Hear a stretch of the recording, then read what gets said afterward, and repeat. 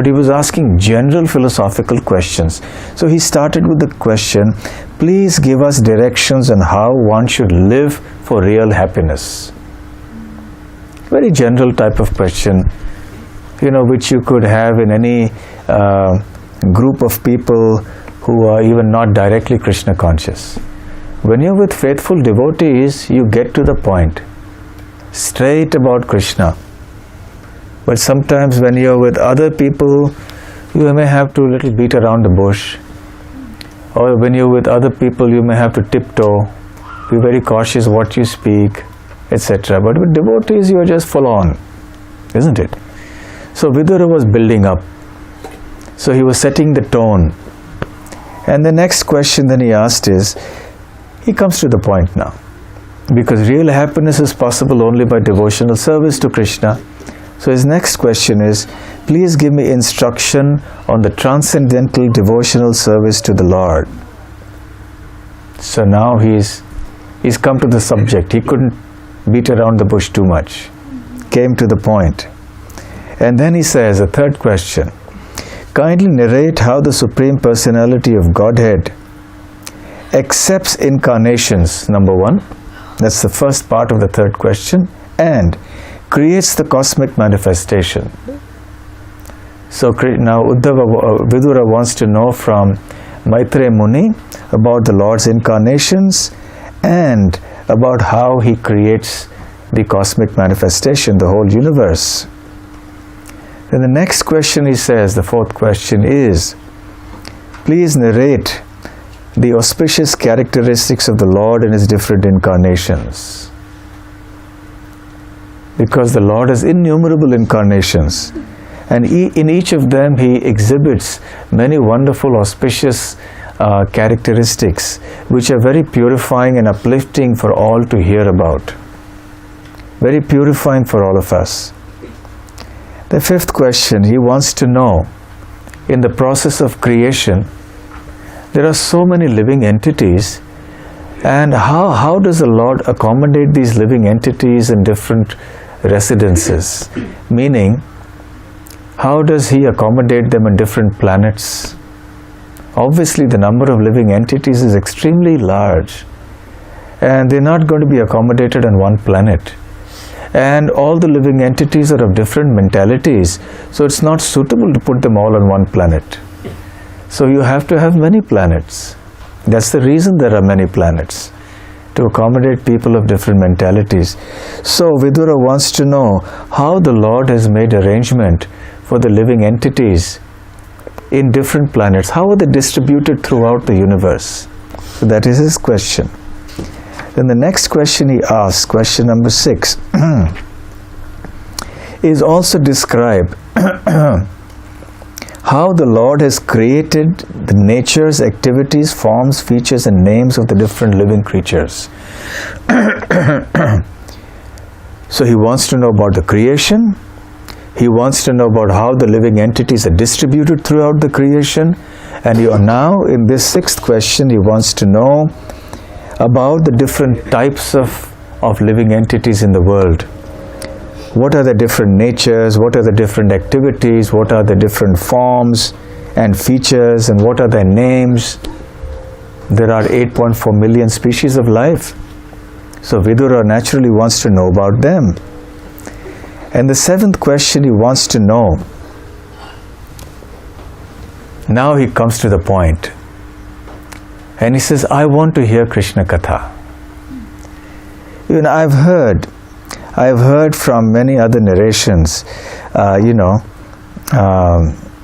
heard about this and that, but now let's get to the real point. Do you say cut to the chase? Something like that you say? Yeah? You say that? Cut to the chase. Cut to the chase. What's the meaning of that phrase? Cut to the chase. Get to the point. Get to the point. Now he's getting to the point. But of course, for our benefit also, he has to ask all these questions. We must remember that great souls ask questions not only for themselves. They ask questions for us, for posterity, so that we may benefit. Because we may not even have the knowledge and intelligence to ask these questions first of all. We may not even realize that there are such things that should be asked.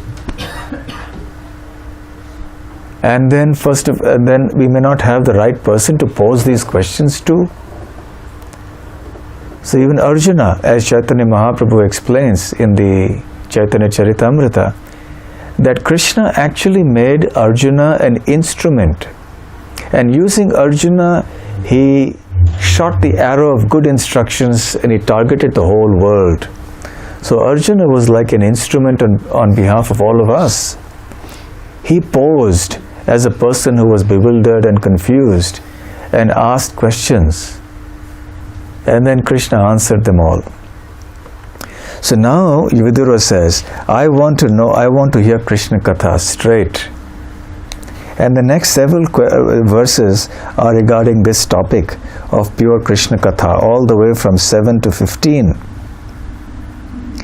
And he concludes this particular question by saying, kindly describe the essence of all topics, the topics of the Lord.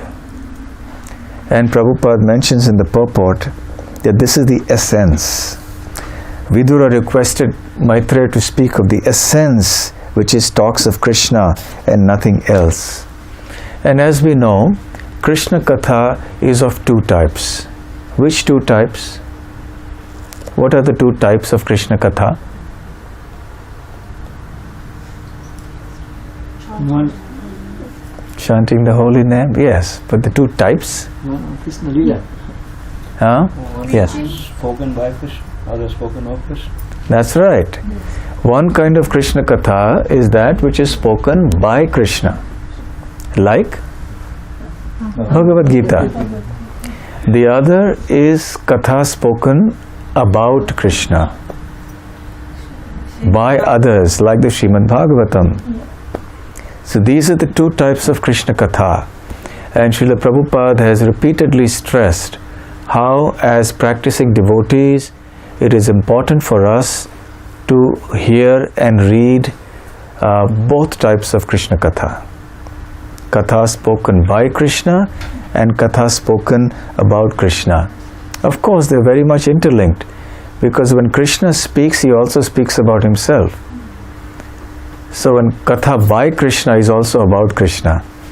When Krishna declares that he is the Supreme Personality of Godhead, he has to give knowledge to Arjuna and to us about who God is. So he has to speak about himself, because if he doesn't speak about himself, who else will? And how will we know God if God doesn't reveal himself to us? So these are the two kinds of Krishna Katha. And Vidura now is definitely, he wants to hear about these glorious pastimes. Kindly chant all those superhuman transcendental activities of the Supreme Personality of Godhead. And then Maitreya, when he's hearing all these questions, it must have taken a few minutes. And of course they were not in a hurry to get back. They didn't have to go to work the next day and things like that. So things were much more peaceful. So they had time. He could peacefully ask questions without worrying about, I have to answer my emails and I have to, so many missed calls, and there's someone trying to contact me through messaging and I have to answer, and the mind is distracted with so many other things. No. They were peacefully sitting there, and Vidura was asking questions peacefully. There was a constraint of time for Shukadev Goswami and King Parikshit, because King Parikshit had been cursed to die in 7 days. But even then it went along fairly peacefully. There was no interruption of no Facebook messages and no WhatsApp messages and no phones beeping through, nothing like that. So you can imagine for Vidura and Maitreya, things were much more relaxed. So the questioner was relaxed. He was taking his time to ask questions because they were relevant questions. And then Maitreya Muni now was very pleased to hear his questions and to hear his submissive tone and his eagerness. And he began to now glorify Vidura. he says, it is not at all wonderful that you have accepted the Lord without deviation of thought, for you were born of Vyasadeva. Like father, like son. Yes? So Vidura's father was none other than Vyasadeva, the author of the Vedas, the compiler of the Vedas. And he says, he gives his history of Vidura. What was Vidura in the previous life? Yamaraj. And why did Yamaraj become Vidura? Because he was cursed by a sage called Mandavya Muni. And if you want to know why he was cursed and what happened, then you'll have to read it. I must leave something for you to read. There must be some element of suspense. Cannot tell you everything. This is supposed to be a summary, right? So then, and he says, you're one of the eternal associates of the Supreme Personality of Godhead. And it is for your sake that when the Lord was going back to his abode, he left instructions with me for you, my dear Vidura. So just see, special soul, Vidura. And then he begins his answers. He begins by speaking about the creation, because that is where Vidura had hinted in the beginning to Maitreya Muni, that start your answers by speaking about the creation and how it happens. And sequentially then he will move ahead and answer those questions. So the Purusha avatars, the three expansions of the Lord in the material creation, they are responsible for the activities of creating, maintaining and destroying the universe, all the aggregate of universes. Who are those three expansions of the Lord? Karanodakashayi Vishnu, Garbhodakashayi Vishnu and Kshirodakashayi Vishnu. Everybody knows this? Okay. No, I don't see bright faces. There's some little blinking of the eyes. Okay, so what are the three forms, the three expansions of the Lord who are responsible for the material creation? They are called Purusha avatars. Who are the three once again?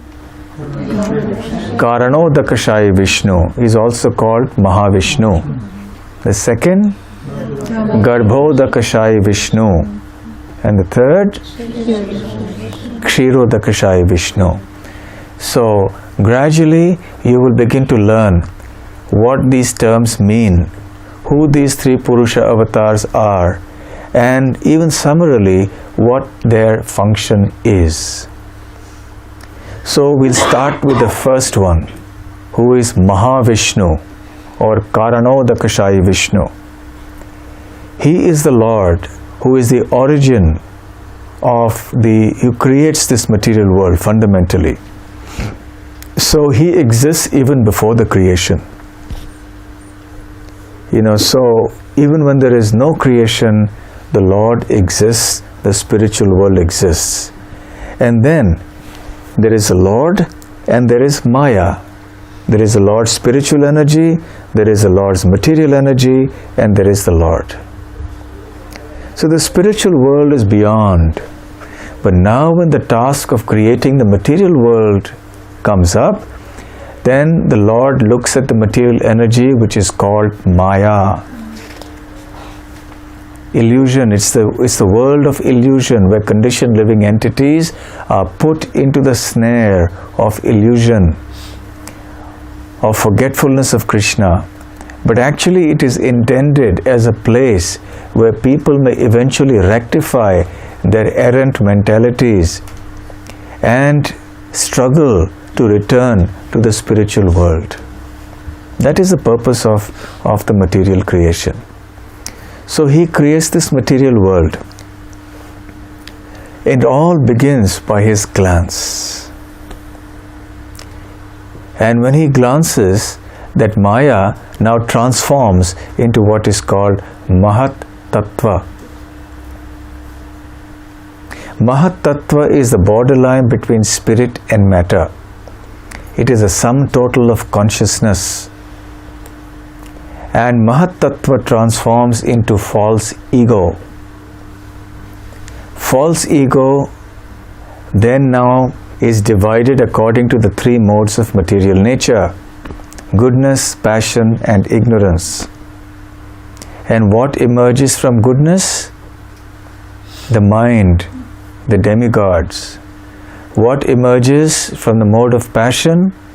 The senses. And what emerges? What's the first thing that emerged? You can please, those of you who are there, you can look up.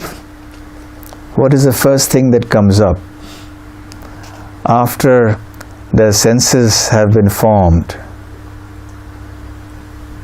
It is sound. Everything begins from sound, and then it further goes on. So what I'll do is, I'll leave you to read the rest of the chapter. As I said, if I had known a day or two earlier, I could have made a big chart, but I scribbled a few things as I was coming in the car in the few minutes, and I'll just try to maybe draw it here on the chart. It's an incomplete chart because it's relevant only for this chapter, but maybe it will be helpful. Yes, you want to know? Yes. Oh, I have to take this off? No, you can. I can keep it. All right. Back to my teacher mode. Okay. All right.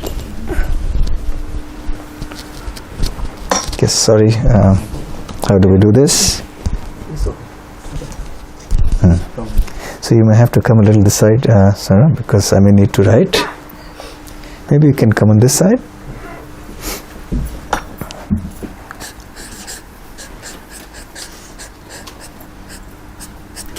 Material energy is called Maya. Where does she come from? Whose energy is she? Krishna. And specifically, Maha Vishnu. And he's got his glance.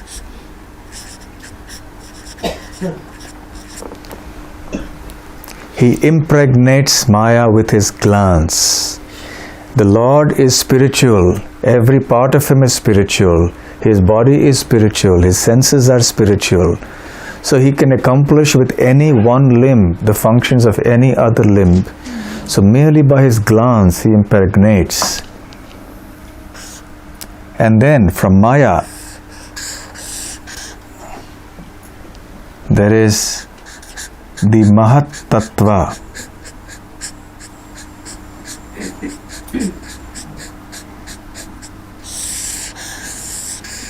As I mentioned, the Mahat Tattva is, what did I say it was? The borderline between spirit. The borderline between spirit and matter. Now we are talking of a time when the material universes have not been formed. Right in the beginning. Here Maya refers to actually what is called Pradhan, even though it is not mentioned there.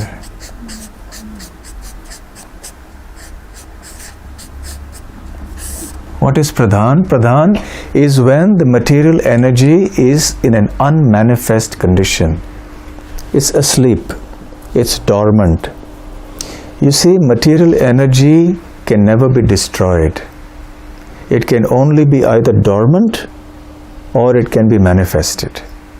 When it is dormant, then it's called Pradhan. And when it manifests, there's activities going on, differentiation going on, and many universes are created, living entities, their bodies are formed and everything, then gradually it's called Prakriti or Maya. Okay? Then Mahat Tattva. Mahat Tattva is the borderline between spirit and matter. It's also called the sum total of consciousness. Then from here comes false ego.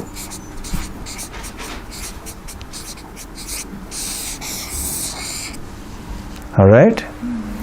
Now Prakriti has also started differentiating according to the three modes of material nature. What are the three modes of material nature? Goodness, passion, ignorance.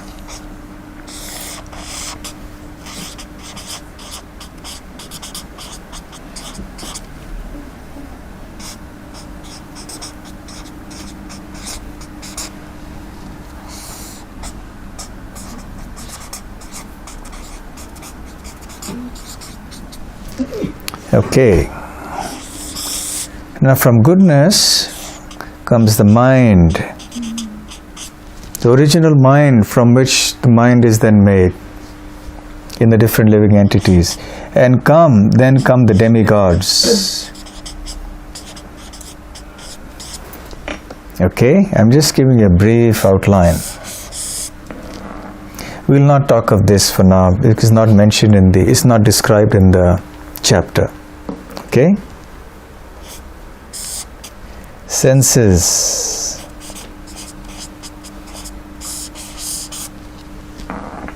And what does it say? Sound. Yes? Now this is interesting.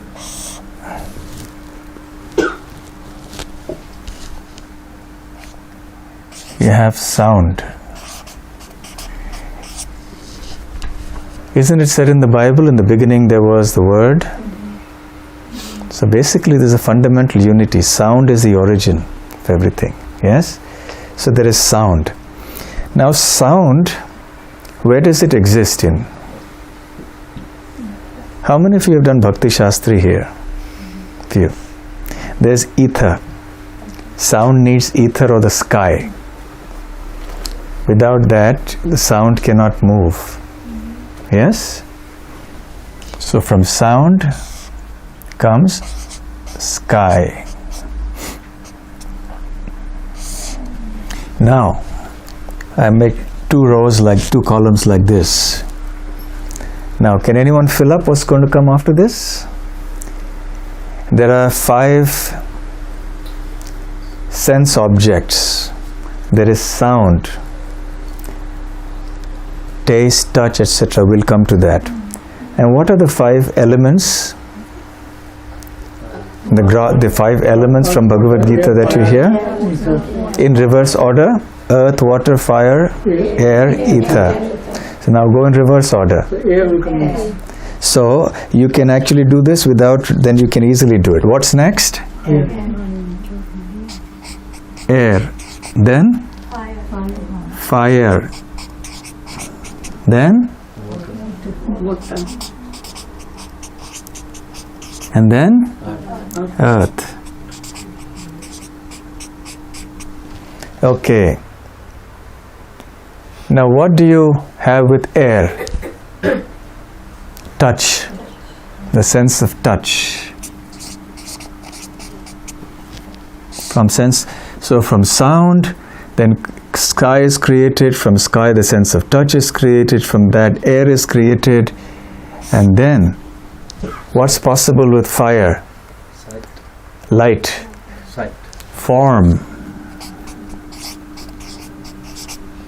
Then from form, fire is created. Then what is the special quality about water? Taste. And then what's the special feature of the earth? Smell.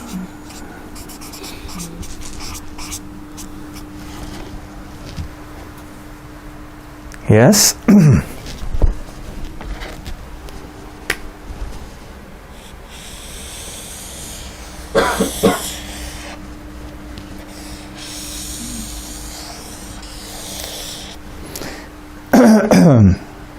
So what are the 8 elements of which the material nature is made? Earth, water, fire, air, ether. This is also ether. Mind, intelligence, false ego. So those 8 elements, that's how you get it here. So these are those gross elements. And these are the 3 subtle elements. And what are these called? Sense objects. In Sanskrit, tanmatras. Tanmatras, okay? So that is what is described in this chapter. So this is a summary of the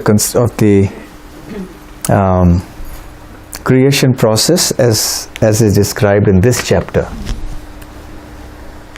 And if you want to know what's in the next chapter, you'll have to wait till the next session. Or you have to read. So, is it okay? Any questions?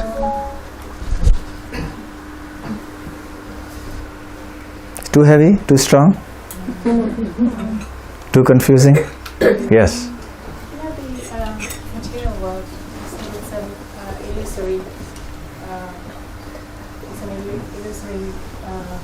spectrum of Vishnu's material energy. But is the material world just an illusion or a reflection of the spiritual world? Because it's so temporary. So your question is the material world an illusion at all? Yeah. Yes? Just a reflection of the spiritual world and not really. It depends on your point of view. If we are forgetful of Krishna, then this material world is an illusion in the sense that we identify ourselves with the material body. And we identify the material world as being a place for us to enjoy independently. And we are forgetful of Krishna. So when we have these features in our consciousness, then the world is an illusion for us. We may think it's a reality, but actually it places us under gross illusion. But for a pure devotee of the Lord, that devotee sees this universe as Krishna's energy to be used in Krishna's service. So as far as the devotee is concerned, this world is not an illusion, it's a reality. Because Krishna's energy is always a reality. Let me give a simple example. Suppose there is someone dreaming that he is a king. Now, what is illusion and what is reality? That he is a king is an illusion. But the fact that he dreamt that he was a king is a reality. Right? The fact that he had a dream is a reality. So the dream is not false in the sense that it happened. The dream happened. But the contents of the dream are not reality. So similarly, this material world is real. But the contents of what's happening within the world as far as I am concerned or any conditioned soul is concerned, it is illusion because I think I'm this body, I'm the enjoyer, my name is such and such. Yes? Yes. I don't quite understand the sky, air and touch. I understand the rest of it, but that I find that confusing. One comes from the other. This is a sequential thing. From this comes this, from this comes this, from this in this it comes this.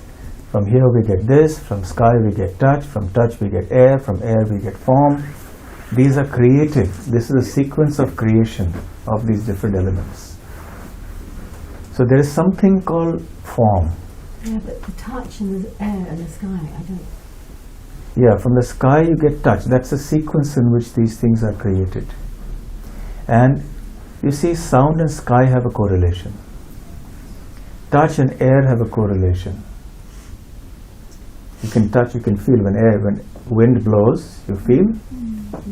Touch. Okay. Form and fire, light, has a correlation. Taste and water has a correlation. Smell and earth has a correlation.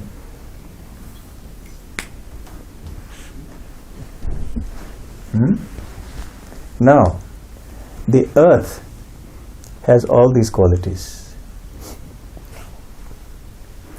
Water doesn't have smell. It's not supposed to, unless you put something in it. Yeah, taste. Unless you put something in it, in which case it doesn't become pure water. So water has these qualities, but not this. Fire has these qualities. You can touch fire, you can hear it even, but it doesn't have these two. Air doesn't have form, doesn't have taste, doesn't have smell in its pure form. But air has touch and sound. Sky has only sound. You can't touch the sky, there's no form, there's no taste, no smell. It's true.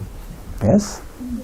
So this is the grossest form, this is the subtlest form of these gross elements. So the grosser the element, the more inclusive it is of all the other previous characteristics.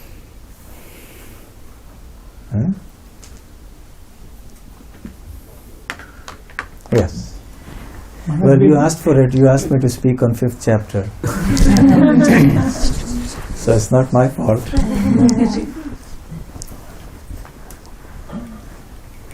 Yes. Raj, the ultimate false ego that we have is our misidentification that we are the body. Yes. Now, we hear, we read, we get the instructions that we should not misidentify us as the body and we should identify us as a spirit soul, which we have to identify. So, and often we try our best. The default positions of the humans keep coming back by this misidentification. And looking at the creation, false ego is the first one to come. So hence, by definition, it's so difficult. The most powerful. So difficult to get rid of. So, on one hand, when we are practicing devotional life, we are expected to do that very, very quickly, that stop identifying ourselves as body. But by this default position, it is the most difficult to get rid of. So, are we really at a fault because we keep defaulting to that position because of our inbred creation? Or should we be feeling so guilty about it all the time? Or should we, I can't reconcile to this fact that we are born like that. So Well, there is a simple solution, and that is to chant Hare Krishna. That will make us get rid of the false ego and to serve the devotees. Problem solved. That's all. If we just do these things, that's enough. That will take care of all these problems. Fundamentally, everything starts from false ego. Okay? Yes. I didn't understand the Pradhana. Could you elaborate on that? Pradhana is when, let's say you have a potter, right? What does a potter do? It takes some clay. And the clay, a lump of clay just lying there. Now what does he do? He puts water and then he kneads it, and there's certain things he does. And then he has a rotating wheel, and then he starts moving it, he shapes it, and as the wheel moves, then he starts working on it. Eventually you have a beautiful pot that's made out from it. So the pot is like the cosmic manifestation in its total end of the creation. When the universe is created and the planets are in place, or the species are in place, everything is done, the finished product of the universe is like the finished pot. And the clay is like Pradhana. So when the clay is destroyed, or the pot is destroyed, it goes back to the clay. So the entire cosmic manifestation is destroyed, it goes back to its original elements. And again the time for the next creation comes. The potter, the transcendental potter, starts his business, starts his pottery. So this example of the potter, the pot and the clay. Please remember this example and everything will become clear. Can somebody explain this analogy that I just gave of the potter, the pot and the clay?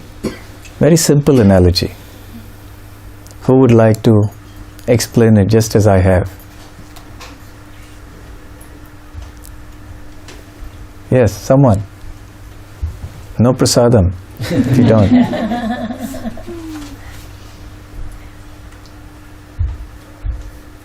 nobody else is going, I can go. Anybody else wants to take it? Yes, anyone? Like Maharaj, potter is Krishna, Uh, Pradhan is clay, potter is Krishna, Pradhan is clay, and Pot. the pot. pot is Maya. No, pot is the whole universe when it's constructed. When it's constructed, that's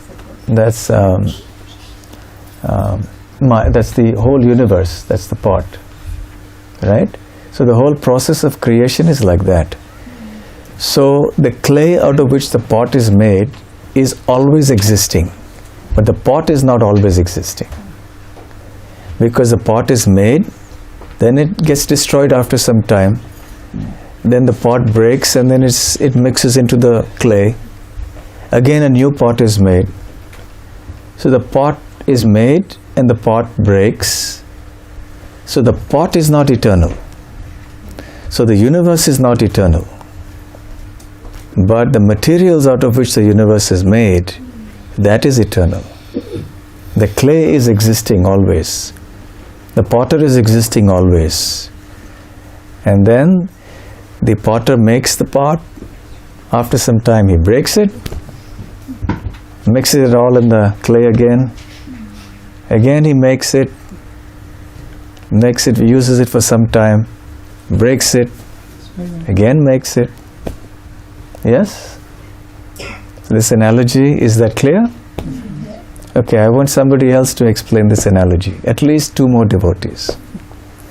This analogy of the pot, the potter and the clay with respect to creation of the universe.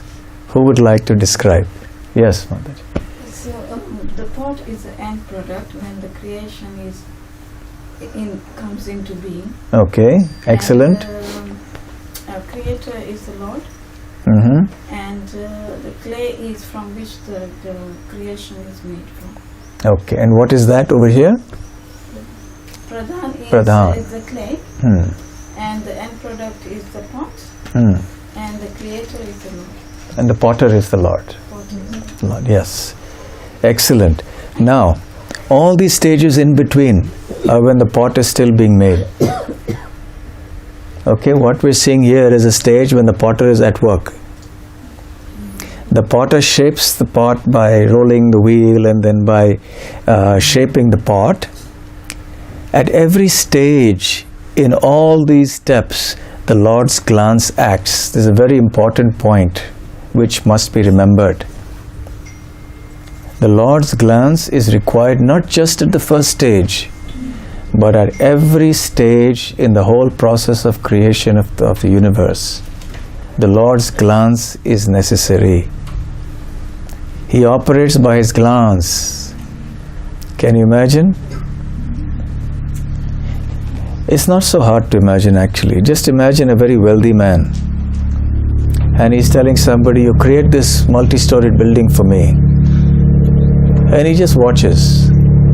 And he's got his managers, he's got his architects, he's got his engineers, and they're all doing it. He's just watching, and as he watches, it's done. Because these people are his energies, so to speak. But he has to be there to supervise them. What are you doing? Are you doing a job? You're not doing it? So the Lord is like that. So His glance is required at every moment. And we'll see in this chapter, when for a moment that stops, then there's a suspension of creative functions, and they'll see these demigods there. Then they start praying to the Lord, my dear Lord, please don't stop the creation process. Please continue. And then again the Lord continues that creation process. Maharaj, can you add the role of Kal with the glance? Yes, it's more or less synonymous. So the time energy and the glance of the Lord are more or less synonymous. And the living entities, the souls, they come in through the glance of the Lord, impregnated into the material nature. Then all the souls get appropriate bodies in the 8.4 million species of life.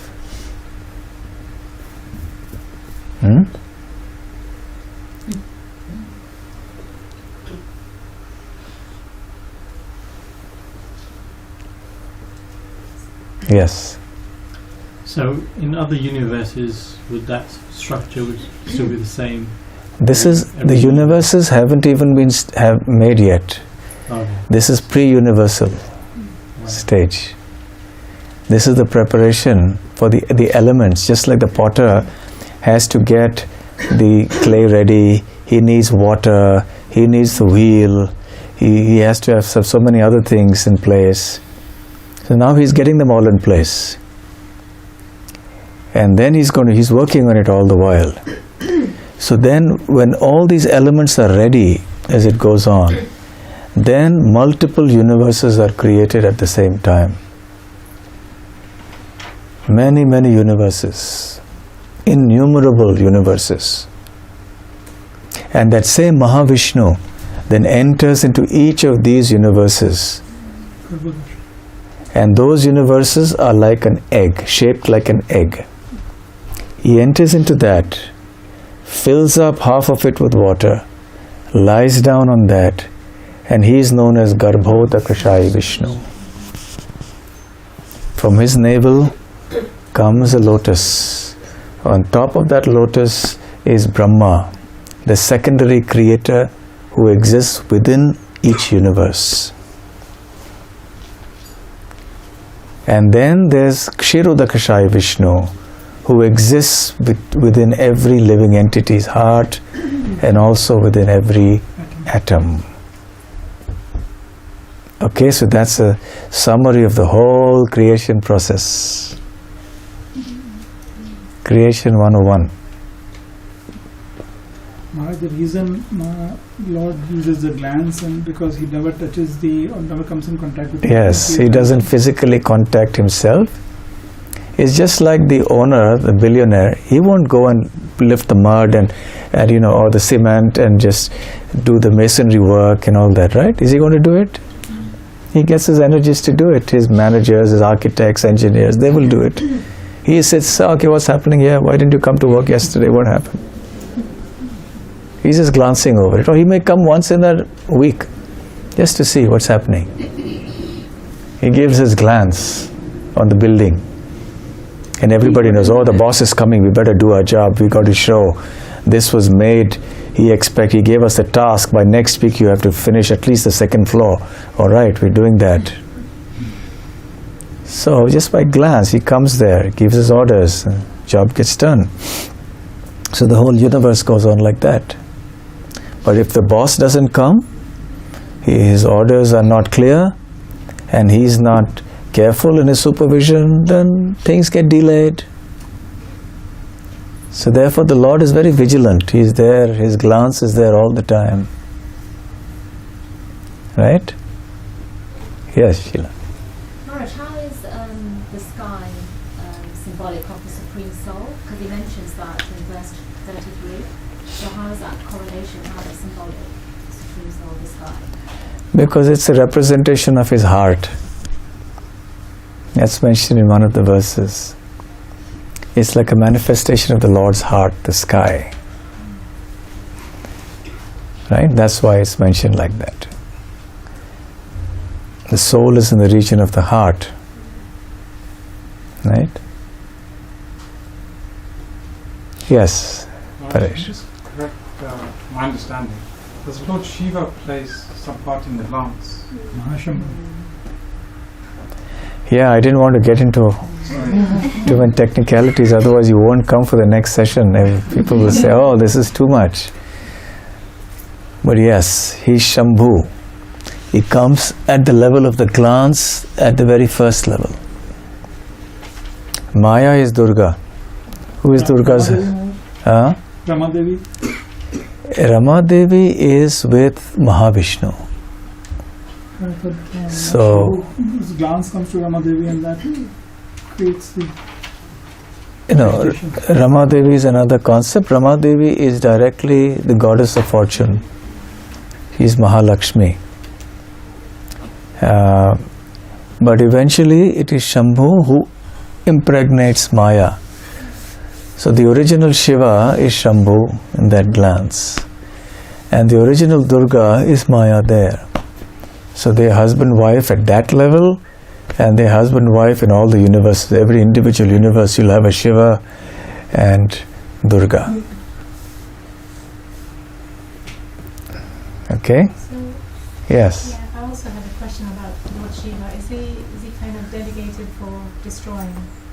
Yes, also. That's within each universe. And also above. But here is his original form, who plays such an important role in creation as well.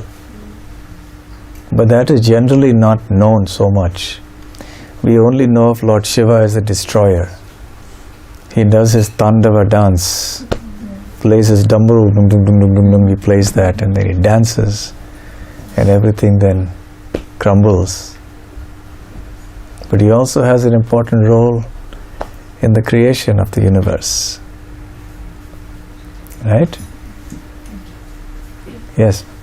Maharaj, you were talking about the energies of Krishna, Maha Vishnu actually creating everything. So, can you explain about that energy? Like you explained the building, like, owner is sitting there, like, this manager is doing this. So, like, what sort of energies are they? Sorry, I'm trying to figure that out. Energy is basically the material energy. Okay. That's Maya, and the energy of time. So that's through his glance. All these different Yes. So by the energy of time, then each of these by combination, just by his glance, these combinations take place. It's also like a process of cooking. You have to arrange all the ingredients first, then make sure they're processed properly. They have to be cut and chopped in a certain way. Then you have to have a vessel, and then maybe water in it. You have to have the right flame. Then you have to put it all in. Then it starts cooking. Then the fire. Then you have to stir. So the cook has to be involved at all stages, from the beginning to the end. If the cook just chops the vegetables and keeps them like that, hoping that they'll get cooked, it's not going to happen. And then, even after putting it in the vessel, then the flame has to be controlled. Some stirring has to be done. You have to see how much is the pressure, and so many things have to be seen, and then you check it. So you have to see the time. So the time energy works there as well. So it's basically the time energy and the underlying, the Maya, the material energy is there anyway. And then by combination, at each stage these combine in different ways. So the existing elements combine to form the next one, they are combined to form the next one, and it goes on like that. So is there a time period, like, how long it may take or something? Yes, there is a certain time period, but for us it's beyond our imagination. We cannot fathom it because we are thinking in terms of our limited time. Even the times on the heavenly planets are, like 6 months for us is 1 day for them. And if you go to Brahma's abode, then his 1 day is like 4.32 billion years for us. It's like that. That's the scale. So as you go higher on the planets, the relativities of the time scales become larger. And for Mahavishnu, Brahma's 100 years is 1 breath. Mahavishnu is 1 breath. And still there are some people who say, I am God. Yes? It's because they don't know. They just say, I am God. Because he can create some gold or some ash from somewhere. He says, I am God. We should ask him to create the whole universe like this. So time scales in Mahavishnu is 1 breath, and then there's something we can't fathom. It's not conceivable. Yes. Is it the reason Krishna says in Bhagavad Gita on the time? Yes, he says, Kalosmi. I am the time factor. That means time is his energy. And the time factor is not different from him. In that sense, even the material energy is not different from him because it is his energy. Just a question about the jivas. So when we were in the spiritual world, we had the eternal nature. We were somewhere. We were somewhere. So when the jivas come down or from the glands, at what point did they start becoming conditioned? We are talking about the point when the jivas are already conditioned. And when the creation has been destroyed, then those souls, where do they go? So they reside in Mahavishnu. Then when Mahavishnu decides to set forth the process for the next creation of the multitudes of universes, then all those souls who are resting within Mahavishnu, then they come through his glance. I was talking of the original very, very original. That's a different thing. This is only during the creation, intermediate, between one creation and the next, right? Where they come from below, that's another topic altogether. Still grappling with this? Yes, Sheila. So when we got into material nature, spirit of sky, did we all at one time go through all the species of life? Or Yes. Was it possible to just be in this human form, or did we have to start right from the bottom and go through all the species? It is extremely unlikely that we've only been in this human form of life ever since we came into this material world. Because we've been here from time immemorial. And that means trillions and trillions of creations, like these cycles.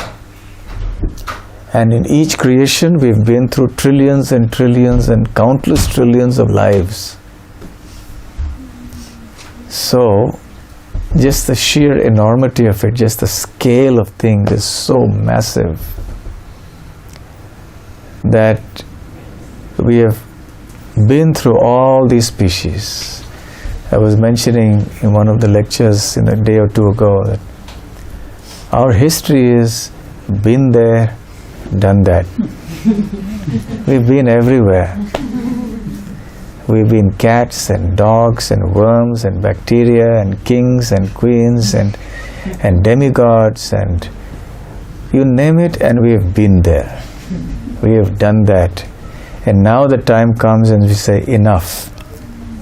Now let's become devotees and let's go back to Krishna's abode. No longer wandering here and there through the universes, this life, this species, that species. That was in Leicester I was speaking the other day. And I was giving the example of jaywalking. You know who's a jaywalker? What's a jaywalker? Just Google quickly and tell me the meaning of jaywalker. Jaywalking is when you walk into traffic, you're not supposed to. Huh? Yeah, when you... I only know it from New York reference. when you don't wait for the green man, and you just walk into traffic, and you go in and out of the cars. Yeah, that is a special case of a jaywalker. But generally speaking, jaywalker is one who walks aimlessly, without a destination in mind, just generally wandering around. Just moving around. You ask somebody where you're going, I don't know, I'm just walking. Just walks, loiters here and there. So Srila Prabhupada uses the word loitering even for jivas in the material world. We are loitering in the material world. Moving from body to body, species to species, planet to planet, universe to universe, from time immemorial, aimlessly, without understanding the purpose of life. But now we come to this human form of life, and now we come to the association of devotees, then no more jaywalking. Now our purpose is to go back to Godhead, to Krishna. Yes? And plus also, Krishna consciousness, I remember you saying before, that is only going to be around for another 20,000 years? 10,000. 10,000 years, even less. And so if we take another form and we go to heavenly planets, we could be there for 10,000. And by the time you come back, and there'll be nothing. Nothing. So better we should do it in this life. But of course, we will always get an opportunity to continue our Krishna consciousness in the next life. But why wait and take such a risk? If you can do your degree in 3 years, why try to do it in 10? Right? It's an emergency. It's an emergency. It's an emergency. And we've already been through 25, not 10, for our degree. We should have finished it in 3, but Yes. I get confused with Lord Shiva and Rudra. Rudra and Shiva. Rudras are different forms of Lord Shiva. There are 11 Rudras that I mentioned. They are different manifestations of forms that Lord Shiva can take within each universe. They are called Rudras. So they have different functions. Different functions. And slightly different appearances as well. Hmm? Yes. Maharaj, in the beginning you said that we going uni or whatever we books we have to be given. We don't like it but still we read it. Right? Once I come in a Krishna consciousness, thanks to my daughter, I have lots of book. And I try to read but can't concentrate. Because in a material world, so many things to do on a work, on a job. You live with family, so wife complaining, children complaining, do this. So many, it's true. So many things going in the mind. So I concentrate in the beginning, yes, definitely. But after, say 1 hour, lose the... You're the right candidate for Krishna consciousness. And so is every one of us. Whatever be the nature of our situation, every situation is just right for taking shelter of Krishna. If you follow the process by chanting, by attending these classes like this, coming to the temple, reading the books, by doing all these different activities that are mentioned and that you learn, then everything will become all right in course of time. Okay? All right. So we should stop now, I think. So thank you very much. So Krishna Purnamati, this is part of your Sangha. No, this is part of Vaishnava Sarvabhauma. Sorry? Okay. Vaishnava Sarvabhauma Sangha. Okay, so this happens how long? How often? Every 2 weeks. Every? Every fortnight. Every fortnight, okay. So it's a nice Sangha. Please continue and learn more and more. Get your fundamental concepts clear too. That's very important, right? Because many of you may not have heard of many of the terms that we spoke about today. So get a little preliminary concept thing clear, yeah? Okay? All right, thank you very much. Who is who are the hosts for today?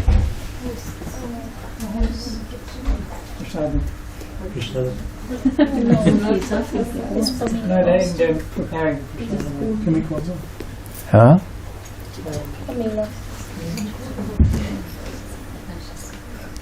You are our hostess. Yeah. So thank you very much for hosting all of us today. This is such an honor and a pleasure for me. You have no idea. It's like the best day of my life to have you in our home. So in Krishna's home. Thank you. So thank you very much, and thank you to all of you as well. Srila Prabhupada ki jai. Gaur Premanande. Hare Krishna.